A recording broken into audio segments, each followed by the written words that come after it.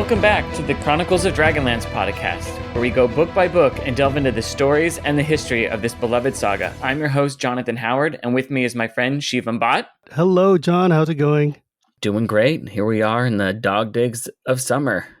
Yeah, and we're getting really close to I'm actually really surprised at how close we are to the end of Autumn Twilight. Yeah, I was just telling Shiva before we started that by the time we end this podcast, we're going to be about 40 pages away from finishing the book. So that's wild, actually. I can't believe we actually finished a whole book. That's just over a year, too. We started back in April, and the first episode was just an intro. So, just over a year it took us to read Dragons of Autumn Twilight and get into Dragons of Winter Night. So what you're saying is that we should be finished with the series by about 2200. Yeah. Somewhere around there. Our great-grandkids will wrap up the podcast. Oh, Jesus and Mary. Speaking of which, though, this week in the mail, I got something really, really cool. I got the ARC, the Advanced Reader Copy of Dragons of Fate, the second of the new Dragonlance series. I'm super jazzed to have it. It's super cool to see the final draft after all the work that we put into it. And I'm looking forward to actually sitting down and reading it and seeing how much has changed between the pieces I saw and what we got. Because let me tell you, dude, when you look at a book that hasn't been written yet or is in process of writing, it does not look nearly as cool as a finished novel does. It's like the draft changes all the time, little words here and there change, editorial stuff changes. And the story is very malleable and shifts around a whole lot. It's really, really cool, and I'm super excited to see it. Sadly, this year I don't get to go to Gen Con and actually look at it.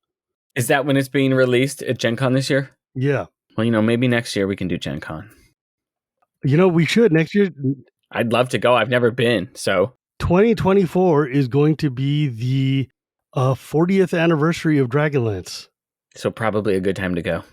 Oh, yeah. It's going to be the 40th anniversary, plus the final novel of the new trilogy is coming out. It's going to be great.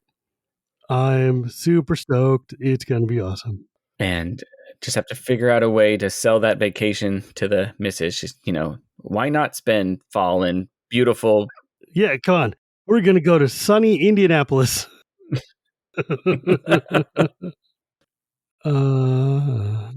So we left off last time at the end of chapter 9, where Tanis had been shocked and a little stunned that his great ancestor, Kith Kanan, had handed him a sword to help him defeat a giant slug. They were back in the passage in the Slamerie, and they're going to have to take the greater of the two evils. The path that Rayson said he felt evil on, that's the path they're heading down now. So we start with chapter 10, The Royal Guard, The Chain Room. This is a fun section here. Again, we are definitely deep in the dungeon crawl at this point. This is where you can absolutely see the map of the Slamerie from DL2, I think it was, that you actually go down, because they're definitely going to every room in there. The giant slug that they fought, like we said last episode, was exactly in the modules. And now they have run down the way. They're sitting there like, whoa, it's very cold in here. Things are getting weirder. Now they're very confused about where they're actually going. Lorana, of course, is like, why won't Tanis hug me? And Tanis is like, I don't want anybody to die. And I think this is one of my favorite lines in this story is Tasselhoff turns to Flint at some point, and he's like, it's not that I'm afraid. It's just that I'd rather be somewhere else. Which is like, that should tell you something about how epically messed up it is right now that even a Kender, a race that doesn't feel fear, is suddenly feeling like, well, maybe I want to be anywhere else but here. I don't know what fear is. I just know that this is uncomfortable. Yeah, this is deeply unpleasant, and I would really prefer if we could go literally anywhere. As soon as this happens, we get right back at Eben's there, trying to, playing his shtick. Oh, well, you can trust me. I'm the most trustworthy guy you found. You should definitely hate the person you've known your entire life.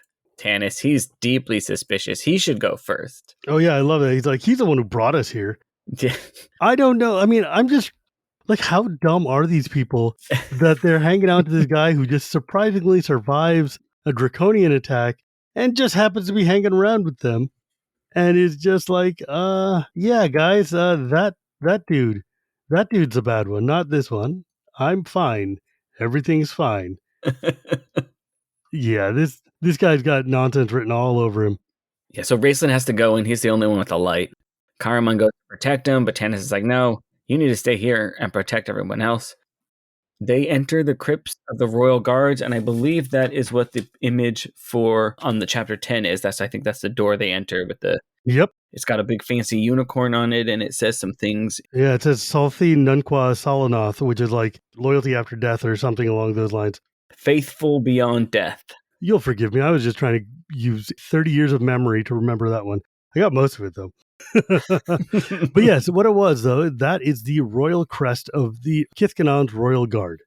Effectively, we have found our way to the end of the crypt because we were in Kith Kanan's throne room where, Tannis got the sword Wormslayer. And then you go down and suddenly you're hanging out with his dead guards, which felt a lot like Shi Hongdi in China, where he's got all those like clay soldiers buried with him. Oh, yeah, the terracotta. The terracotta soldiers, yeah. Yes. And so you go here and suddenly you are in this tomb of zombies, basically. According to the module, this says that this is the tomb of their elite guard. These honored elves, dwarves, and men have earned the right to be here. And the centuries since, however, an evil perversion has corrupted the bodyguard, creating a band of 44 mindless zombies dedicated to only one task, to kill all the intruders. 44 is a lot of zombies. That's a lot. I didn't realize that it was humans, dwarves, and elves. I just figured it was all elves, but... Right, because you know why? Yeah, you talked about, the whole... That's what the whole Kinslayer Wars thing is. Kith Kanan was very progressive, and he had a whole troop of multiracial people who were living together in harmony. And Sithas, his brother, was like, that's not happening. We're not here for that. Well, this is interesting because they're in there. It's Gothanis and Raceland and Tannis, and they start hearing stones shifting and doors are creaking open. In last chapter, if you remember, Raceland said, oh, there's some steps in here, but they're not human, but they're not hobgoblin. I don't know what they are. They're weird. And then he realizes, oh, they're undead. I don't know why undead humans make different tracks from regular humans. I mean, maybe they're just lighter. Yeah, but apparently they do. So they go to flee because they're afraid of zombies, but Fizban and Goldmoon block them. And Tannis is like, we have to get out of here. There's a bunch of the undead, they're coming. And Fizban says, no, Goldmoon can put the undead to sleep. And that's what she does. She passes the crypt, her medallion starts glowing, the noises stop, and calm returns. Is that an option in the module? Or So that is a couple of things are happening here. First off, whatever she's doing, realize that it's also being just happens to be passively bolstered by the presence of the High God of Good standing literally next to her. So she might just be waving flags and stuff, and Paladin might actually just be snapping his fingers and causing everything to happen, which is, honestly, that was my hypothesis going on. But there is a very traditional trope in D&D where clerics can do a thing called turning undead. And that doesn't mean I become a zombie. Turning undead means turning them away. As in, like, it's the trope from old vampire novels and stuff. I hold up the cross and the vampire's like, I can't stand the cross, I must leave. Over here, you hold up your holy medallion, aka your cross, and you can channel your energy to either damage zombies or obliterate them, or force them to leave or flee or turn away and go anywhere but where you are, right? Basically, what Goldmoon's doing is she's kind of walking down back and forth, and by putting them back to sleep, you'll see she's not actually like doing anything. She's just holding up her You're a good man, Tannis Half-Elven, the old mage said softly, but you worry too much. Now just relax and let us send these poor souls back to their sleep. Bring the others along, will you? Tannis, too startled for words, fell back as Goldmoon and Fizban walked past, Riverwind following. As Tannis watched, they walked slowly between the rows of gaping stone doors. Behind each stone door, movement ceased as she passed. Even at that distance, he could feel the sense of malevolent evil slip away. Yes. So basically, she is essentially using her powers of divinity to kind of chill out the undead here. And to your theory that it's really Fizban, just a couple paragraphs above what I read, this is Goldmoon talking to Tannis, and she says, "It's all right, Tannis," she said softly. "Look." She drew aside her cape. The medallion she wore glowed blue. Fizban said they would let us pass Tannis if they saw the medallion. And when he said that, it began to glow. So Goldmoon didn't activate the power. Fizban activated the power.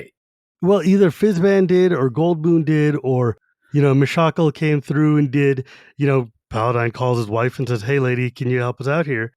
So they can basically turn away or control like demons and the dead. And I'm just checking the first edition player's manual to see if there's anything I missed. No, that's exactly what happens. Basically, I think what happened is that she just sat there and went through and like used a divine spell to effectively reset the trap, in essence. Put them back to sleep. It's like when you go into your house and your alarm starts ticking and you run up to the thing, put in the key and your password, and it turns off. She kind of just went and did that. But the thing is, the real story plot point here, though, is that she is a cleric for the first time in 300x years who is coming here and using a power that only clerics can do, especially clerics of good, which is true clerics can calm, control, shut down, destroy the undead. And she's doing something that nobody else has ever seen. And so Fizban is here showing Goldmoon how her powers work, B, showing the other people what it means to have a cleric in your party beyond just having healing. And yes, if he manipulates it and shenanigans it, that's fair and fine because he's trying to push his greater point. Yeah. So they hustle the whole group through, and at the end of the passage, they find an exit into another passage, and Flint's really impressed by the dwarven construction. And then finally, they get to a door that won't move. You know, they're poking around, they're pushing against it, and finally Flint realizes that it's a false door. And they're like, oh, is this a dead end? And then here, Raceland casts a spell. I guess it's like detect doors or detect traps or something, because it causes the nearby wall to glow an orange color. And then the wall and the false door pivot open, and they hurry through. And there's a lot of talk. Like, there's at one point where he says, there's a funny comment by, look at this, he finally cried, pointing to a faint door-shaped line in the stones on the north wall. A secret door. This must be the entrance. And he said, there's a catch. Tasselhoff turned. The dwarf slipped up, he said, grinning at Flint. This is a false door that looks false, and therefore not to be trusted, Flint said flatly. Bah, dwarves have bad days like everyone else. Yeah. Let me pull up the exact spell here. It's a spell of opening. That's what it says. Yeah. Rayson whispered, this is the first spell I have cast. Oh, and he learned it from Fistandantalis. Yeah, that's a little weird that he would have to like learn a second level book. But I mean, that's how mages used to work. If you leveled up and you wanted to learn a new spell, you didn't just automatically get the spells. You had to actually go find a spell book and read it and memorize it and learn the new spell. Later on, they made it a lot easier because they're like, this is just fiddly and pointlessly mean to magic users since fighters automatically learn how to fight. But in first edition days, you could have theoretically leveled up to level 5. But if you didn't find the relevant spell books or whatever texts, you still only have level 2 spells. What he's doing is he's casting a knock. Knock is a spell that's a level 2 spell, which basically it opens stuck or held or wizard locked doors. It'll open up because it's knocking. Get it? Knock. And so it knocks it loose. Yeah. So basically, it's an open spell. I don't know why he's like stressed out about this or anything. He is much higher level than handling an open spell. He's like at least 4th or 5th level at this point. Because you have to be like 5th level to pass the test. I'm wondering if they're just playing up that like this is a Fistandantalis spell, right? Because he learned it from his book. Yeah. This is a forbidden knock spell that he learned from the evil lich. Again, it's a multi-layered thing. One, they're giving a bone to the D&D player. Oh, look, our wizard is learning how to cast a new spell. He learned it from the spell book of the evil guy that we found in the last book in Zaxxaroth or whatever. But it's still just a mundane, boring spell because he's still just a weenie little wizard. He doesn't have the powers. So even Mr. Evil Guy, the other thing this tells you is that even Fistandantalis, the greatest evil wizard of all time, the most powerful wizard who's ever lived, blah, blah, blah, blah, whatever, still has a spell book that has like open in it. Well, and you would have to, right? It doesn't matter how powerful of a wizard you are, right? Because as soon as you cast a spell, you have to relearn it. So you need it. So I imagine the more powerful of a wizard you are, like your book must be huge, right? Or you write really small, because if you know a lot of spells, you got a library. You have to have. Remember what they were saying. It's like this is one of his spell books. Yeah, he's got a whole shelf of them which have 1 million spells. But this is also why higher level wizards would do things like here. I've just got a bunch of scrolls, which are just one use spells that I can do, or like I create a wand or like a rod or a staff or a ring or something. that just has a spell enchanted on it, so I just don't need to do these mundane garbage spells. Or you hear about those weird things where they're like, oh, I have a bag of holding, and there's a portal in one end of it, and the other end of it is at my library. So when I open it, I can reach through and grab books from my library and then put them back. Everybody's done it. Everybody's done it. It's the crazy Back in the Rube days when- Goldberg machines that you could get away with. Well, because with like wizards. first edition D&D made you do so much convoluted stuff. Like you had to care about, like, for instance, you look at the invisibility spell that's like right next to the knock spell in the first edition player's handbook.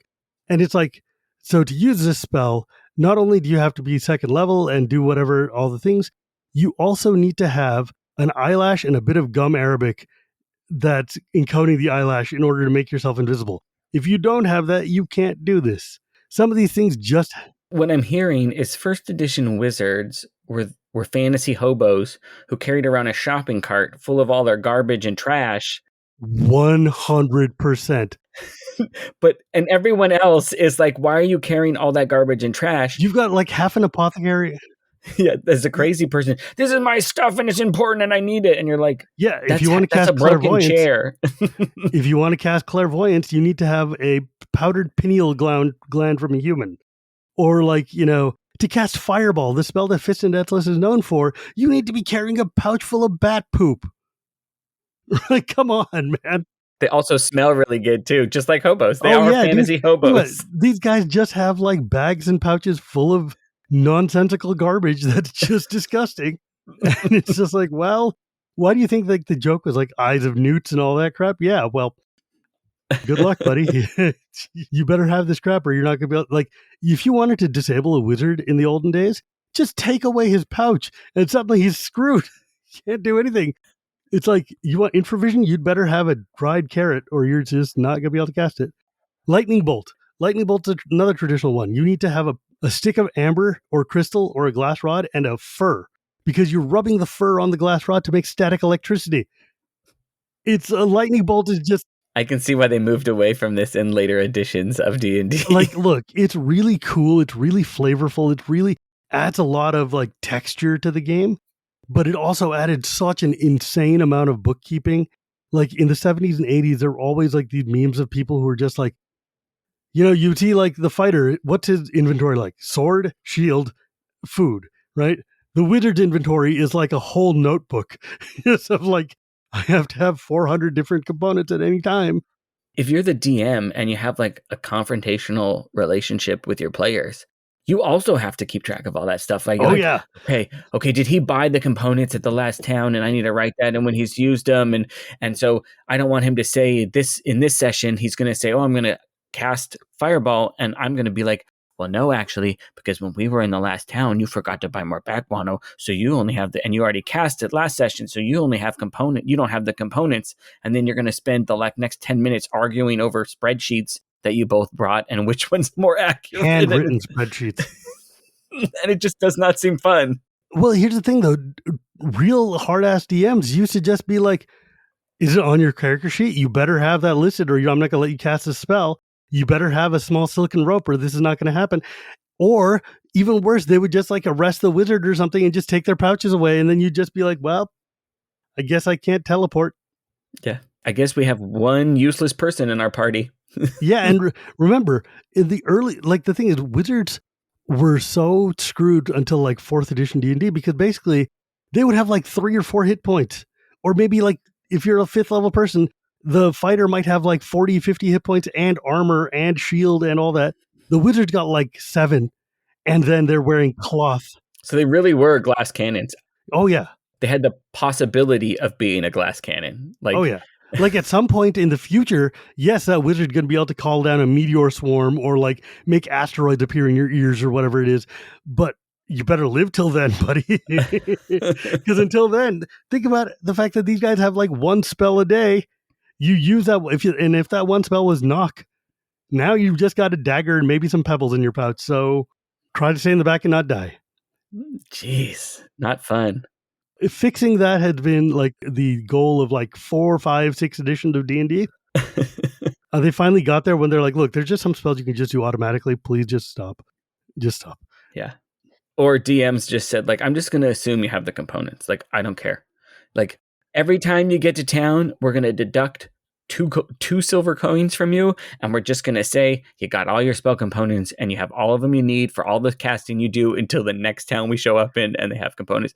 And then, like, that was what they did in like the second half of second edition, third edition. And then eventually they just got to the point of like, who cares? You have them. Yeah. You have them unless the DM needs you to not have them for story reasons. And then they'll tell you don't have them. Yeah, that makes sense. Yeah, they'll just be like, whoops, you don't have your components because this part of the adventure requires you to use your head and not your spells. That's fine and fair. But they were just like, we don't want to deal with the, like, you have a 10-foot rope. You have pound of amber or whatever the hell it is. Just who cares? You got the thing you need. I don't want to deal with it. Unless it was like relevant to the story. And if it's like, oh, you need to go hunt down this specific reagent in order to cast this mega masterful spell. Yeah. That's cool. That's important. That's relevant.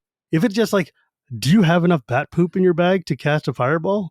I think you ran out of bat poop. Time to go hunting some bats. It's like, oh, Jesus Christ, please save me. This is so What you don't know is I carry a battery on my back. There's just a little bat rookery that's on my backpack here. Yeah, you've got to like, here's my little pet, like, you know, Vlad, and he just poops on command. And here's my ferret. He hunts down human pineal glands when I need him. That's a lot of grave robbing. Oh, so much. How else are you going to get pineal gland? Where are you going to get it? Nobody's going to give you a pineal gland. Come on. Oh, but like sometimes it's really cool though. Like to cast slow, you need a bit of treacle. That makes sense. That's cool. But like to cast Rary's mnemonic enhancer, which helps you memorize more spells, you need to have squid ink or black dragon blood or giant slug digestive juice. Like, really? Raceland just passed up the perfect opportunity to get some giant slug digestive juice that he could have used for this spell. Yeah, I guess he's not going to be remembering that. That's why it says, like, hey, look, after they opened this door, they found another one. And he's like, sorry, I memorized only one because he left all that slug juice back behind him. And, you know, what kind of man just walked around with that slug juice? I mean...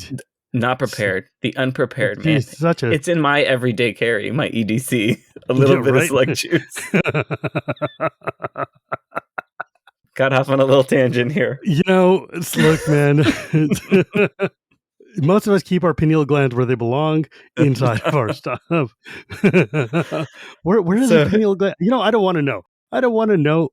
I believe is between. It's like it's aligned to your third eye, and it sits between the two hemispheres of your brain in the back. Well, that's why it would be clairvoyance, then, wouldn't it? Yeah. Oh, that makes sense. Look at you, because you know what the other one is, and this is the last one. I promise you, listeners. I promise. There's a spell called Pass Wall. Pass Wall lets you basically just create a passage in a wall, like make your own hole that you can just kind of walk through. Yeah, that's what you cast on your library and on your pouch of holding, exactly. So you can just go through. Right. You know what the material component for a pass wall is? I have no idea. A pinch of sesame seeds. Because you're saying, open sesame. Open sesame. But you know, it does sound that if you ever needed proper seasoning or to be able to bake like a cake, you could just ask a wizard, and they have treacle, they got sesame seeds. Like there was one of the most famous scenes in Dragonlance is in Dragonlance Legends, where Caramon and Raceland are, you know, adventuring together again, and Race is like they tell stories of when they were younger, and that Raceland and him would go to like an inn and try to make money or whatever, and he would take spices from his spell components to throw into the innkeeper's beans to actually make them taste good. You know, because he had marjoram, and they would use that to help make his tea that he needs to drink. And he had chili powder and a little garam masala, and it really helped. You know what? Let's just put it this way. Margaret Weiss was also on the same page as you were. So going back to the story. So they pass through that crypt, and they find another fake door, like Flint said. And they're like, okay, yeah, you know, Racing, can you just cast another spell to open it again? And Race's like, yo, dude, once fire and forget. I cast it, I forgot it. And Fizban's like, I could use a fireball on it. And they're like, we would die if you did that. Because fireballs fill 30 square feet. And being that they're in a small corridor that's 10 feet wide by like 20 feet long or something, everybody inside would be incinerated. So don't do that. And it's funny because like he never seems to have useful spells. Fireball's a pretty useful spell. Fireball's a useful spell when you're in a battle. It's not very useful when you're trying to open doors or going through. So, I do like though that Fizban does represent a certain type of D&D player. It's like when all you have is a hammer, the entire world looks like a nail. When the only spell you memorize today is Fireball. Well, guess what you're going to use to do everything?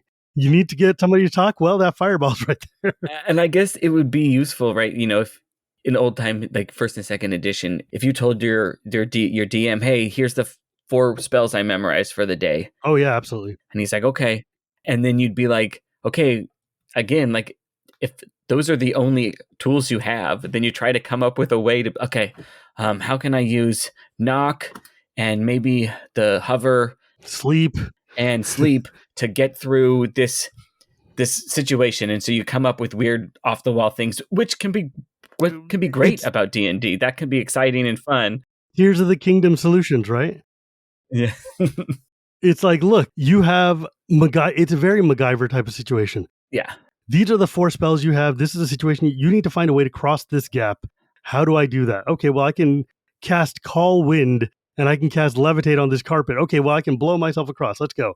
And that's the sort of thing that gets you bonus XP and just soup. That's what makes D&D fun. Yeah. When you have to find these weirdo solutions to uncommon problems.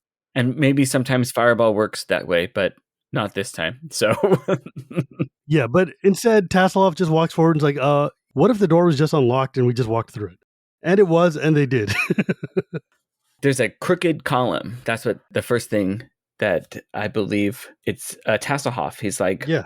Taz like a crooked column. Look, Flint, the dwarves built a crooked column. And Flint's like, if they did, they had a good reason. And they look at it and they look closer and they realize that it's not a column. It's actually just gigantic chain links. Yeah, huge chains.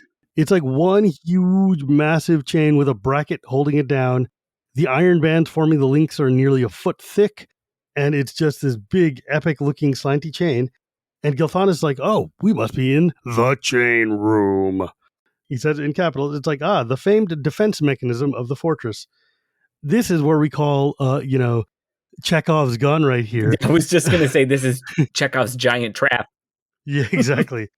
As Gilthanas explains, the chain leads to the mechanism itself. That's how it works. You have to ask the dwarf, because I don't know the engineering. But if the chain is released from the moorings, and he points to the iron bracket on the floor, massive blocks of granite drop down behind the gates of the fortress, and then no force on Kryn can open them. So basically, there's gigantic, huge stones of granite that are just there to block the door should anybody come through. To turn your door into a wall, basically. It's just gonna... Oh yeah, this is going to go back to the mountain. It goes up into the darkness, and Tasselhoff is looking around at it. And then he says, look, there's a secret door. Look at this, he finally cried, pointing to a faint door-shaped line in the stones on the north wall. A secret door. This must be the entrance. And then he opens it, and Raislin's like, don't open it. And he's like, well, why not? Because you want to alert... Oh, this is... Oh, jeez. Yeah, Sturm, of course. Sturm is... It's just so suspicious. Like, he thinks Eben, the guy he's never known, he thinks is okay. But Raislin... The dude he's literally grown up with. Yeah, but he just doesn't like him. Says, why not? Because you want to alert someone before we find the way into Pax Tharkas. I want... When does Sturm think Raislin had a chance to betray them?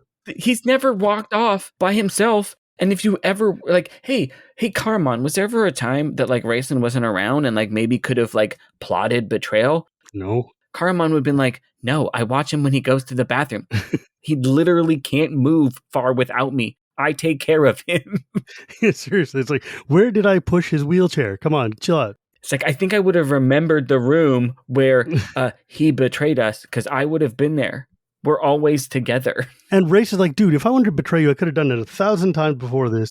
Well, yeah, and that was like, yeah, that's what Raisin says. If I wanted to betray you, Knight, I would have done so 1,000 times before this. I sense a power beyond the door. But instead, he's like, no, you need to stop because there's a power behind that door that he hadn't felt since the Towers of High Sorcery. Yeah. Woohoo. I warn you, do not open the door. And then there's another set of doors, and Flint checks it out. He's like, it just leads down another passageway exactly like all the others. And then Gilthanas says, like, look, I know how to get through here, okay? Like, the only way out is a secret door. Here's a secret door. He's like, yeah, we need to use it. It's the only way into the fort. It's through the secret door. That's what I know. And Tas is like, no, but this is too obvious of the fake door. Tannis Raislin's like, it's evil. And then Gathanis opens it anyway. Guess what? It's the room every party wants to find. The treasure room full of gold. Ah. But also, but here's the trick, though. You never want to find the treasure room full of gold when you're a adventuring party because it's always a trap. And then here's the weird part. Yeah. Oh, yeah. You're always going to get hosed in that.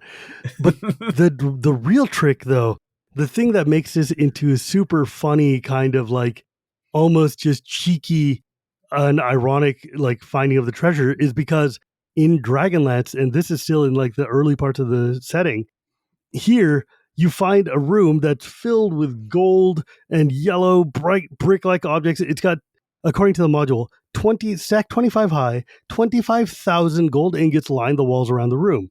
Each contains the equivalent of 1,000 gold pieces of metal. And that's because this was Pax Tharkas' treasury, right? Like, this is the treasury of the dwarves. This is the treasury of the elves. This is like 2,000-3,000 years worth of funding. However, we are in the era of steel. Yeah. Gold is worthless in modern Krynn. And this is one of those things where it's like, it sounds really cool in practice. Like they had a good idea. Like we want to make a post-apocalyptic world where money has no value unless you can use it. So the only valuable thing is steel because you can turn them into arrowheads or swords or pans or whatever. And without realizing that, bro, once you forge steel, you can't really reshape it into other things. People don't melt steel down to make other steel things because then they lose their tensility and like are not really useful as items. And having just iron ingots would rust. So maybe they need to make like some kind of stainless steel ingots or something. But the point is, it was not a well thought out monetary system. But the trick, it was a nice idea. Yeah. To say like, oh, gold's not going to do you any good here, right? Right. And it's just like, so we'll give you so much of it that even if you wanted to carry it all out, you couldn't because it's like stacks 20 feet tall. Because like Eben's like, we found the treasure of Kith Kanan, and Sturm's like, all in gold, worthless these days since steel's the only thing of value. And then of course his voice trails off and eyes widen in horror because of... I don't know, Sturm said, more as a gasp than words. I do, Raithlin breathed, as the thing took shape before his eyes. It is the spirit of a dark elf. I warned you not to open that door. And here's where I have a question. I thought Krynn didn't have the drow. Well, yeah, because here's what the text says, right? Like the text says, even though they fell back, the darkness of the treasure room took shape, coalescing into a coldly beautiful, distorted features of a female drow, an evil elf of ages past, whose punishment for crimes unspeakable had been execution. And then the powerful elven magic user changed her spirit, forcing her to guard forever the king's treasures. So she's not just a drow, she's a banshee, right? Like she's an ancient evil spirit of the undead. She's got a wail. She can wail, a scream that goes and blows people up and all those sorts of things. But what is a drow doing in Dragonlance, right? Like one of the things that you know about Dragonlance, if you know even the bare minimum, is that there are no orcs in Dragonlance. There are no drow in Dragonlance. There are no beholders in Dragonlance, right? Like, and no halflings. And no halflings. Yeah. And so like none of the things that make D&D are in here. So what the hell's a drow?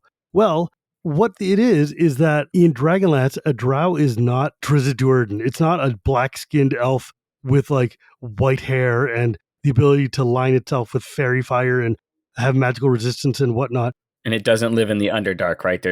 And it doesn't live in the Underdark because Krynn has no Underdark. What it is drow is merely a word meaning dark elf. And what a dark elf is an elf that was basically banished from their kingdom. As in they were banished for politics or for crimes or for breaking the law or being evil or using forbidden magic. They're thrown out and they become exiles from the people and they become dark elves. Margaret Weiss herself has said, we called them drow accidentally because before we knew that they weren't drow, because in first edition D&D, in OD&D and first edition D&D, the idea of drow was very nebulous. It was just evil elves. It didn't necessarily mean just like the dark-skinned ones around the Forgotten Realms or in Greyhawk or whatever. It was just the generic word for evil elf. Is it kind of like how elves are generically like either neutral good or like just good? they're in the good, right? They can be or neutral. And so if you were an elf that went into the evil or chaotic neutral area, then you would be rejected because your society is saying, no, you can't do that. And that would make you. Yeah, exactly. So it's not a species. You've been rejected. You're a bad boy, a rebel. Exactly. So, for instance, if you look at one of the most famous evil dark elves in Dragonlance is Dalamar, who is later on known as... Spoilers. Raceland's... I was like, isn't that Raceland? That's from Legends, right? Yeah, well, he's from Legends, and much later, he's Raceland's apprentice. And what he's just a normal Sylvan SD elf who just found himself not using good magic, but preferring to go to use evil magic. Because he chose the black robes instead of red or white. Yeah, and he got thrown out. And so that made him a dark elf or a drow. Okay. Exactly. And so because he got thrown out, that means that he became a drow. In fact, it's even said later on that the drow that Raceland runs into during his test is actually Dalamar, because he's just participating in the test. Got it. But here, though, because like here in the monster manual, the original drow show up in the Fiend Folio, which is like one of the second monster manuals. And in like the original Greyhawk modules, is it in the GDQ? Yeah, I think it was in the original GDQ series, which is the module D3 had the Vault of the Drow, where you guys, after you're doing the giants, you're going down to descending into the earth and underneath the Underdark, and then you're running into these evil dark elves there. You discover, like, after you're killing these giants in G3, you find out that the dark elves are around, blah, blah, blah, blah. Anyway, the point is, there were dark elves, they were evil elves. Yeah, they were purplish and blue, but they were kind of like every setting was allowed to have their own take on what drow meant. And in Dragonlance, they were just, this is maybe the only time you ever see the word drow show up.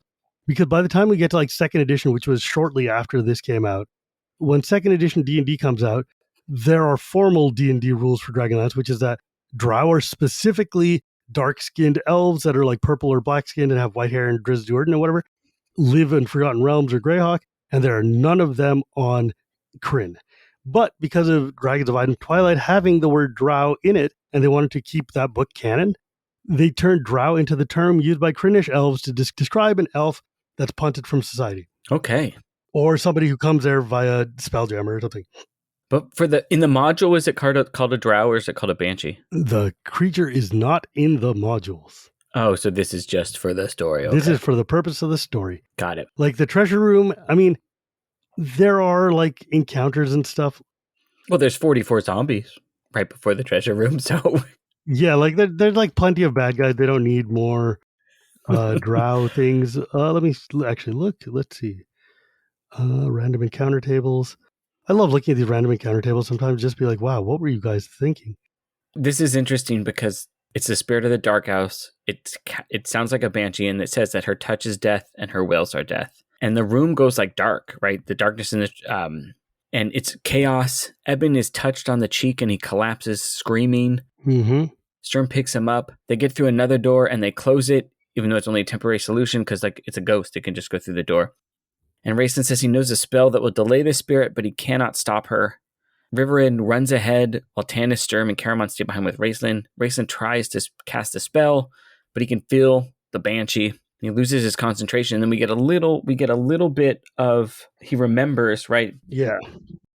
The dark elf. She had recognized his spell and was trying to break him. Images of his battle with another dark elf in the towers of high sorcery came back to his mind. He struggled to blot out the evil memory of the battle that wrecked his body and came close to destroying his mind. But he felt himself losing control. He had forgotten the words. The door trembled. The elf was coming through. Then, from somewhere inside the mage came a strength he had discovered within himself only twice before, in the tower once and on the altar of the Black Dragon in Zaxaroth. The familiar voice that he could hear clearly in his mind, yet never identify, spoke to him, repeating the words of the spell. Raceland shouted them aloud in a strong, clear voice that was not his own. From the other side of the door came a wail of disappointment, failure. The door held, the mage collapsed. Mm-hmm. And so once again, here's the Fisty is feeding him the words and kind of helping him tap into his inner reservoirs of strength that he doesn't realize he has. Yes. And we learn a little bit more about what happened at his trial in the Towers of High Sorcery. In his test. Is that he was assaulted by a Banshee, a Dark Alpha Drow. Yeah. he fought it and it almost killed him. And once again, that's where he made the deal with Fisty and was able to defeat the thing. Mm-hmm. It's a really telling little bit of chapter right there. Because first off, Raceland having PTSD after you've seen this strong, confident character the whole time is pretty amazing. It shows you just how impactful the test was on him, right? Like, it changed his whole way of being. He was just unable to handle the fact that, oh no, there's another one coming, and he's flashing back to that horrific time in his life. The only way he can cast a spell is because the lich that's inside of him is like, I need your body to survive.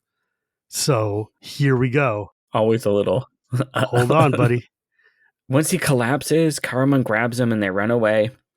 They follow the passages in the dark. There's some more secret passages. Good thing Flint never fails a find secret doors check.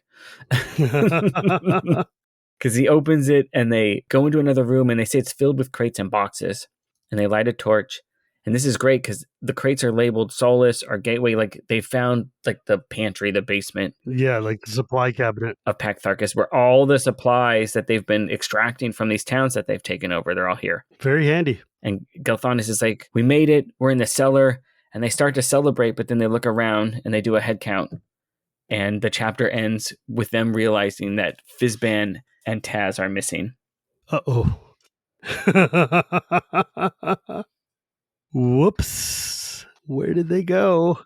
What a party to be part of. Fizban and Tasselhoff Burfoot. Yeah, think about that spin-off game. Oh, man. Yeah. And that leads right to chapter 11, Lost, the Plan Betrayed. Yeah. But I'll let you want to finish something about this chapter. No, I was just thinking about Flint not missing any secret doors. Yeah, he's got like a 75% chance to find any secret door. Yeah. He's pretty good. He's good. Well, that was interesting to learn about how Drow in like the first book became Dark Elf and how they kind of shaped it to work in the setting without it being. Yeah, because like there's a lot of things in this first novel that just don't appear later in Dragonlance just because this was before Dragonlance had an identity. Yeah, they were creating the setting still. Yeah, they were formulating the identity as they went, but this was before it had a real firm grasp on what made Dragonlance unique and different. So they're trying to throw in things like Draconians or whatever, but also like little note about steel because gold is worthless or whatever. And so that means they're still going to be in transition. There's still some things from the old world that are still hanging around. This is showing that as I, I've said before, I haven't read most of these books. And when I did read them, it was a long time ago. But I know that apparently there's a whole continent or there's like a ton of Minotaurs in Dragonlance. Yes. Like it's a huge part of the setting, I guess. Yeah, but it's like it's not here in any of the starting books. The Minotaur really show up first in like the Legend of Huma, and then later on are developed a lot more. Yeah. But yeah, again, they wanted to have a cool, lawful evil Roman legion style like evil empire, and they later on become like a huge part of the setting. And it's just not here. Well, yeah, they realize like, okay, look, we have ogres as the base default evil race, but ogres are not fun to write about. They're kind of just big dumb brutes or whatever. Later on, they eventually create like the ogre titans and the Urda and give them more intelligence and interesting stories to tell. But they're like, what if there was a section of ogres that turned into Minotaur, and then we could have a whole really cool, unique flavor? Because like not a lot of other settings care about Minotaur even at all. And that was the other thing is that also none of the other settings have like, they have Minotaurs as a monster, but they don't really have Minotaurs as like a culture and a society and a... Like you could play one as a player character if you wanted to. They're cool. And we're a ways from that. I just know that like being adjacent to Dragonlance stuff and reading about it online, like there's all this talk about Minotaurs. And I just know from my limited readings, like, wait, they never talk about Minotaurs. Like, where are all these Minotaurs? But I know it's a big deal because there's a whole bunch of series of books on it. And I've seen covers. And so I was like, oh, it just must have happened later. They just developed more of the world. Just like when they decided there was a whole other continent, right? Like there's just build out the world. And like you said, in the 200 books that we'll be finishing in the year 2200, like I feel like a lot of the later books will be going a lot faster than this because there's not as much to talk about just because this is setting up so much ground. But no, the Minotaur though are really, really cool. I think they're a really interesting and fun part of the setting. And, but we'll get to there when we get to there. Yeah. Next, though, we are on chapter 11 of book 3, Lost, the Plan Betrayed. And the art here, I think we're seeing a Dragon Lord right here. Yeah, we're looking at the early version of Verminaard here, which is weird. It looks a little bit like a space alien or like one of the concept arts for Darth Vader almost. It's like, Yeah, it's like medieval Darth Vader here. yeah, he's got like bat wings and this weird spiky face and everything. Like the cover art version of it looks way cooler. Like this kind of looks a little horrifying. That helmet, man, it's just like a spidery, spiky. Yeah, it's like a face hugger. It's wild. Like what? But yeah, so Tas is out there and he's not quite sure why he's over here because everybody's running and he's like, I want to see a dark elf. And then, of course, the staff drops on the floor. Everybody runs to the door and Kender is losing track of where he is. And then strong hands grab him, lift him into the air and says, climb. And he's like, well, yes, I will do that. So he starts climbing. He hears the fight with the dark elf there. And he's like, where are they going to be? He hears Fizban's voice and he's like, oh, okay, phew. There's somebody with me at least, so I'm not alone. And this is also one of the like fourth wall breaky bits here. Thick, heavy darkness wrapped around the Kender. Climbing by feel alone, he was growing extremely tired when he felt cool air brush by his right cheek. He sensed rather than saw that he must be coming up to the place where the chain and the mechanism linked up. And then parentheses, Tas was rather proud of that pun. Yeah. That feels very much like Paddington aside or a Tolkien aside of like, okay, bro. So who was that? Is that Margaret or is that Tracy? Oh, I'm sure that's like Margaret or I mean, it could have been either of them. Okay. They both like puns, huh? It's definitely a little cheeky right there, right? Like that's a little like, hey, I need you to know that I did this.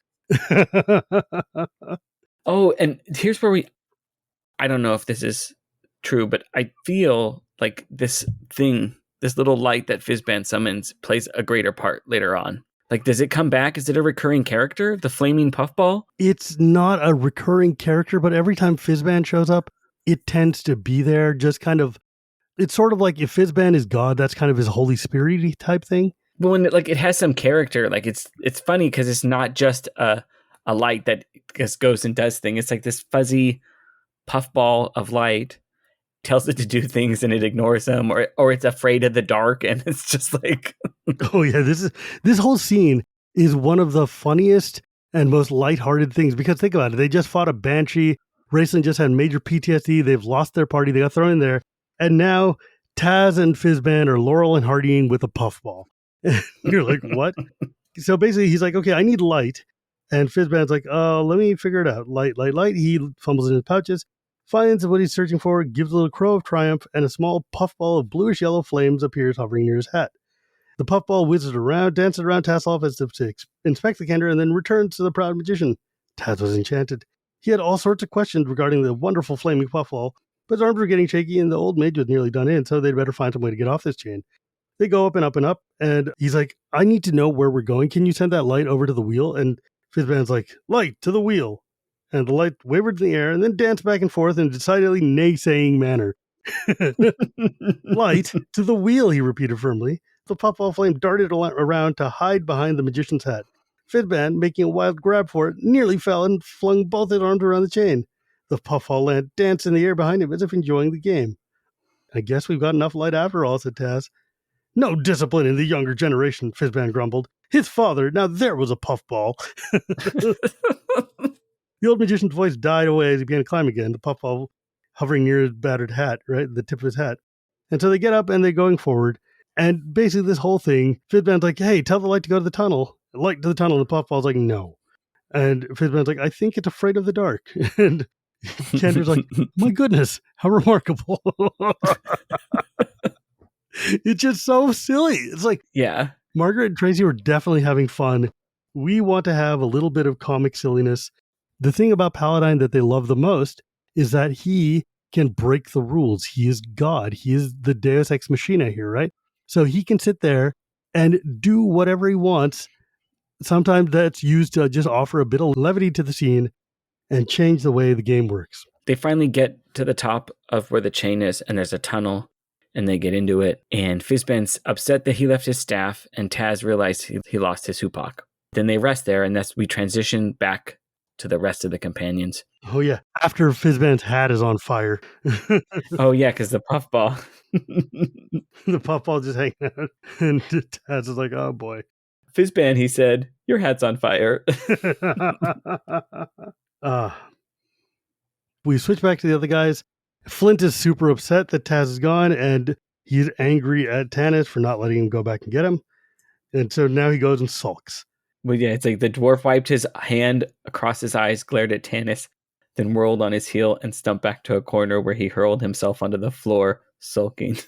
Tanis sat back down. He knew how Flint felt. It seemed odd. They'd been so many times. Tanis missed him, and for exactly the same reason. There was an innate, unfeeling cheerfulness about Tasselhoff that made him an invaluable companion. And we learn here that while you have to put up with a lot when you have a kinder in your party, but also they always raise a party spirit. Yeah. Right? Like, it doesn't matter how bad things are, you can turn to the kinder and they're going to be okay and they can still deliver, right? Yeah. They can still, because they're not being scared. They can still be like, hey guys, let's do this or let's do this, because it's still an adventure to them. Like, look, he's like the team mascot.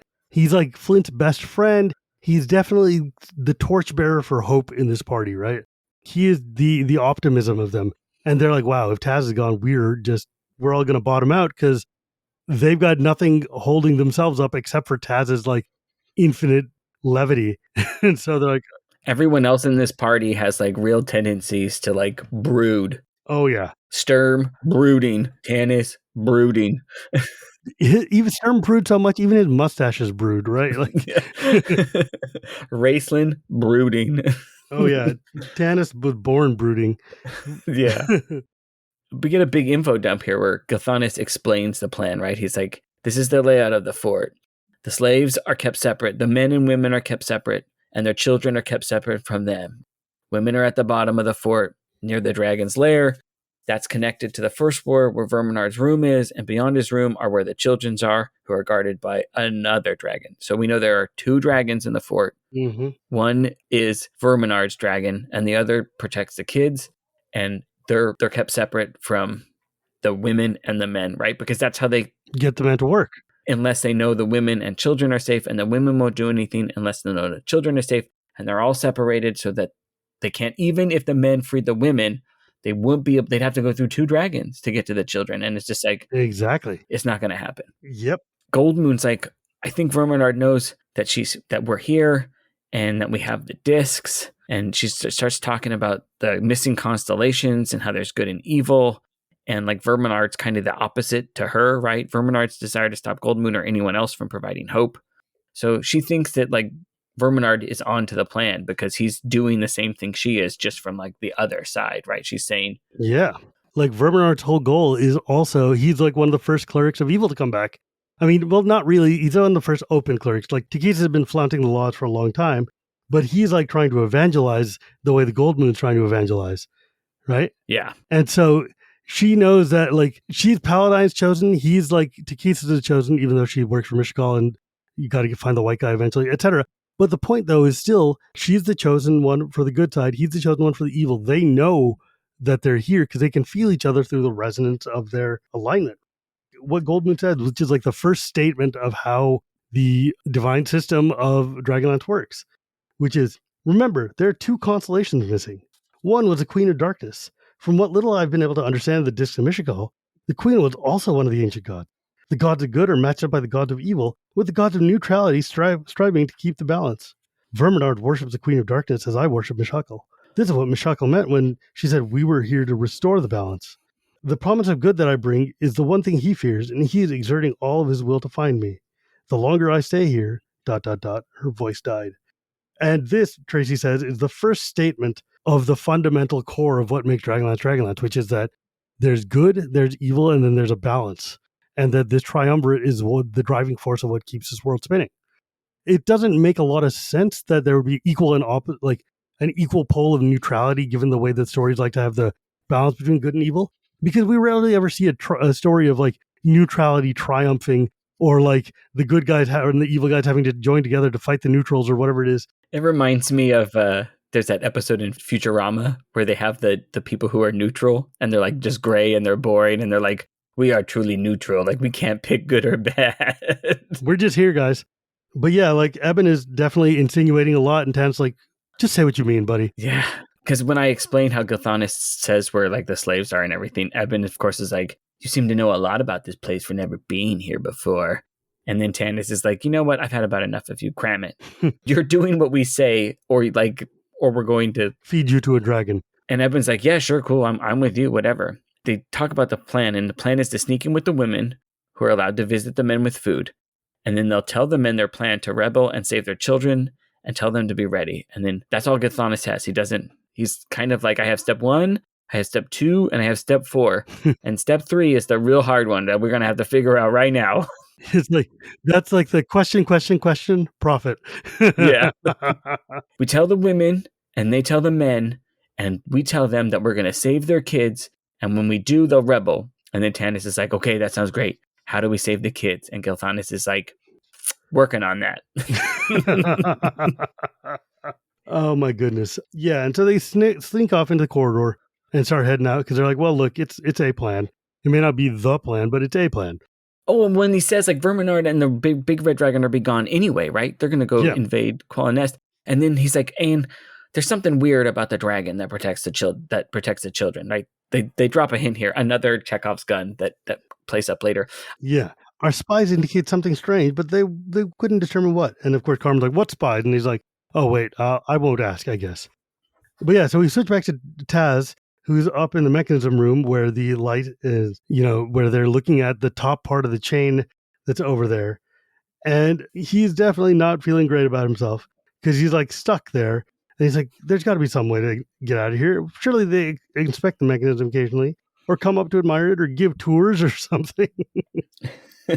And so him and Fizban are like, walking up and down for like an hour, crawling through the myriad chains and everything. And they see a crack in the wall where they see lights. Because Fizban's like, maybe there's a way out. Hint, hint, hint, hint. You failed like every perception check you had. And then the DM is like, look over there, doofus. And they look down and they're like, oh, come here. The two look down into a large room furnished with every possible luxury. All that was beautiful, graceful, delicate, or valuable in the land under Verminaard's control have been brought to decorate the private chambers of the Dragon High Lord. An ornate throne stood on one side of the room, rare and priceless silver mirrors hang on the walls, etc., etc., etc. And the only image he saw was a grotesque horned helm of the Dragon High Lord glowering at him. That must be him. That must be Verminaard. The Kender sucked in his breath with awe. And that must be his dragon, Ember, the one Gilthanas told us about, that killed all the elves in Solus. It breaks and we go Ember or Pyros, parentheses, his true name being a secret known only to Draconians or to other dragons, never to common mortals, was an ancient and enormous red dragon. And here we get this is like, it's different. Like we're just getting narration here. Now we're not from the point of view of any of the party.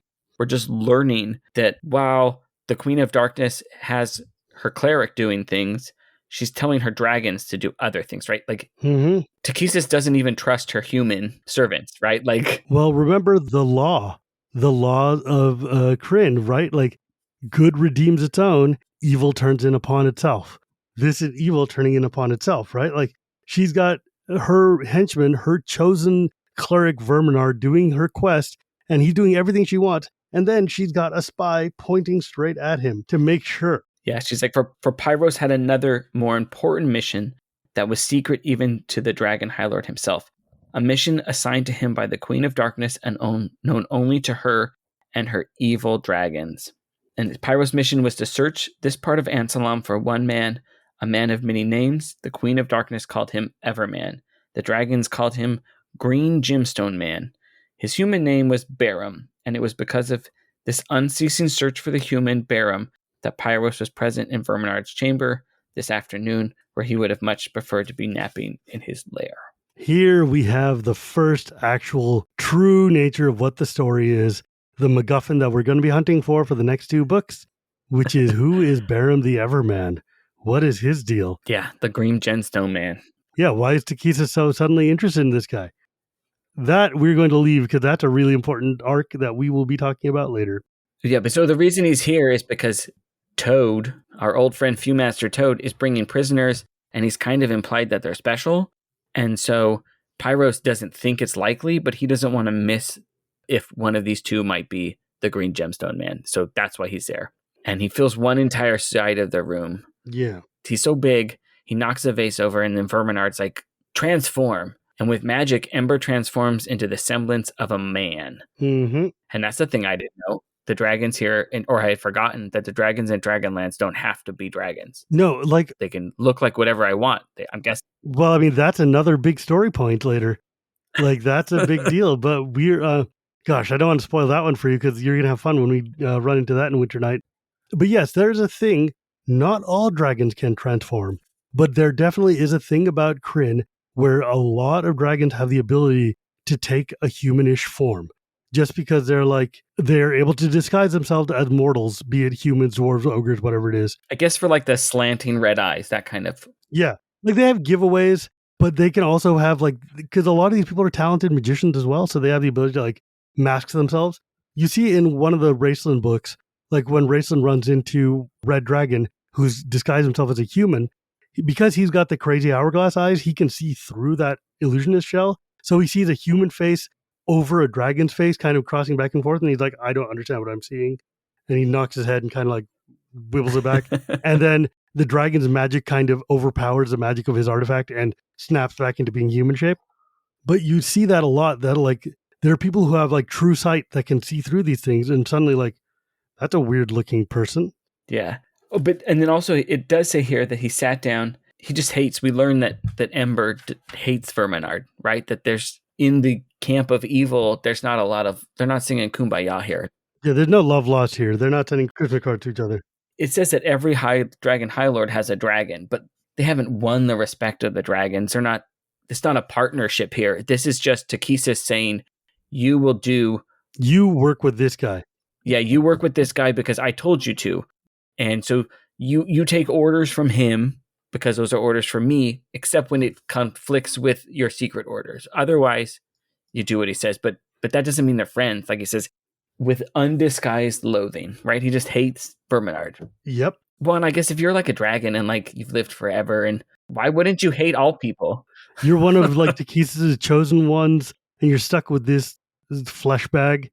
But that is a very insightful point, and it comes up later too, of when we meet Kitiara and her dragon, or like the other good dragons and stuff who make friends with them. Like there's bonds that you could build with your dragon that really help out. And Verminaard has not spent any time doing that. Well, and like Verminaard just comes off as a real blowhard here. Yeah. Well, he's a big imposing guy. He's got the night blue dragon scale armor, which is weird. It should have red, not blue, but I think they kind of just whiffed it.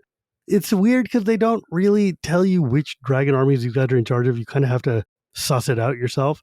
But he's in charge of the red army. I think it became more structured later, right? Like, I think it became much more organized where, if you're in charge of the blue army, you wear blue scale armor. If you're in charge of the black, you wear black. But like, etc. Yeah. Right now, it's just like, it's blue armor. So that's what we win. Like, I think like the dark blue armor, I think they kind of were going for a Darth Vader vibe with some of this imagery, right? Like 100%. Are you kidding? 100%. Well, no, in 1984, yeah, of course they were. They would have seen Star Wars. Yeah, they would have seen it. Fewmaster Toade comes in, and we learn that Verminaard nearly killed him before when he was told that the Fewmaster let a woman matching the cleric's description escape on his way to Pax Tharkas. And he's like, the idea of a good cleric makes him nervous and uneasy, right? Because right now he's the only one. But he's not impressed by the prisoners. Like, one is Sestun the Gully Dwarf. Like, that's not a prisoner. Poor guy. And the other one is a man dressed in rags. And that's the one that Ember is paying attention to because, maybe that one could be the Gemstone Man. Yeah. And Toad throws Sestun under the bus here, totally. He says, it's Sestun's fault that the soulless prisoners and everyone else escaped. And he said, this other one was found near Gateway, which is off limits, and he's probably a spy. And Verminaard's like, why are you wasting my time? Just throw him with the slaves. Who cares? Yeah. And Toad's like, but the human. And so, High Lord stares at him. He's a 50-year-old guy with white hair, clean shaven, looks like a beggar, kind of just like wibbly wobbly. But for some reason, his eyes are bright and young, and his hands have like the hands of a man in his prime. So maybe he has some elven blood in him. And Verminaard's like, this dude's feeble-minded. Look at him. He's gaping like a landed fish. And Toad's like, I think he's deaf and dumb, my lord. And Verminaard's like, you kept me a gully dwarf and a spy who can neither hear or speak. Well done, Toad. Perhaps now you can go out and pick me a bouquet of flowers. And Toad's like, if that is your lordship's pleasure. And Verminaard's like, oh, God. Whatever you want, I'm totally happy to. He's like, oh, buddy. And then he's like, get the hell out of here. What do I do with these captives? And he's like, I don't care. Have the Gully Dwarf feed Ember tonight and take your spy to the mines. Keep a watch on him, though. he looks deadly. And then he laughs, right? That was sarcasm. And like, you got to feel bad a little bit for Ember here. Like, who wants to eat a gully dwarf? Like, it's just like... Yeah, and of course, Ember is like looking at him like, you asshole. Yeah, it's like, I'm not eating that. Like... And so Verminaard's like, whatever, we just got to get out of here and go. We need to invade Qualnest tomorrow. And then so there's a scratch on the door, and Pyros is like, Verminaard's gone to his chambers, leave me alone. And then the door opens a crack. There's a voice. It's you I wish to see, Royal One, whispered Draconian. Enter, said Pyros, but be swift. The traitor has been successful, Royal One, the Draconian said softly. He was able to slip away for a moment, lest they suspect, but he had brought the cleric. To abyss with the cleric, Pyros snarled. That news is of interest only to Verminaard. Take it to him. Wait. The dragon paused. As you instructed, I came to you first, the Draconian said. Don't go. This news is valuable to me after all, said the dragon, right? Not the cleric. There's much more at stake. I must meet with our treacherous friend. Bring him to me tonight in my lair. Don't inform Verminaard. Not yet. He might meddle. And he's like, Verminaard has claw necessity to keep him occupied. And so Pyros has a plan. Yeah. And that plan involves a traitor. I wonder who it could be. Who could it be? It's probably Raistlin or Gilthanas for sure. Oh, it's been Gilthanas the whole time. No one else could have popped up who was very suspicious. Truly, it is a surprise to us all. Who could possibly, surely it's Stetson. It's probably Lorana. She was following them, right? Oh, yeah. Secretly. And so, yeah. Every elf of the party. It's Tanis, of course. We've cracked this case wide open. Boy, they are going to surprise the hell out of us next chapter, aren't they? But with that, we are going to bring this section to a close as we start to wind down to the big climactic moment of Dragons of Autumn Twilight. This has been the Chronicles of Dragonlance podcast. I'm Shivam. You can find me on Twitter at ElectroTal or on Blue Sky at shivamput. Whatever the Blue Sky thingy is, etc. As long as one of these socials exists, or at Facebook, you can find us. Chronicles of Dragonlance group, yeah. Posting regularly and onto our... And you can find my friend John here at False Logic on Twitter. And until next time, my friends, this has been the Chronicles of Dragonlance podcast. Good night.